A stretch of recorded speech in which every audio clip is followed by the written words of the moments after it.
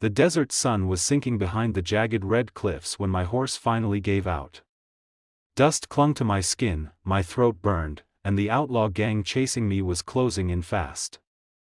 I'd never fired a gun, never outrun a posse, and I sure as hell had never ridden across the frontier alone, but that day, survival pushed me farther than fear ever could. Just when the last bit of strength drained from my body, I heard a new set of hoofbeats, slow, steady, confident. From behind a ridge, a tall rancher on a coal-black stallion appeared like something carved out of the desert itself. Broad shoulders, dusty hat, calm eyes that didn't flinch at danger. "You look like you're running from the devil," he said. "Close enough." I gasped that he didn't ask questions.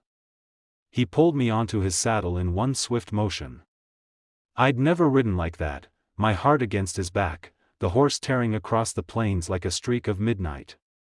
The wind burned my eyes, the outlaw's shouts echoing behind us, but I felt safe, wrapped in the strength of a man who rode as if the land itself obeyed him. When we reached his ranch, a quiet valley surrounded by cottonwoods, he lifted me down gently, as though I were something fragile.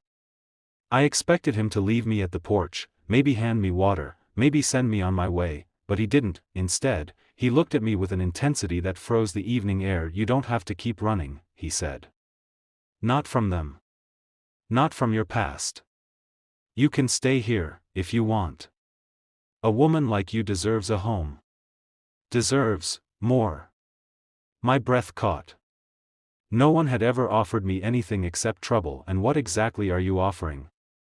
I whispered that. He took off his hat, stepped closer, and said in a low voice, "A place by my side. A life.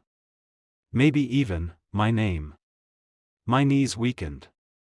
My heart didn't know whether to race or rest, but in that moment, under the frontier sky, still feeling the echo of that wild ride, I realized something. Maybe I wasn't running anymore, maybe I had just arrived.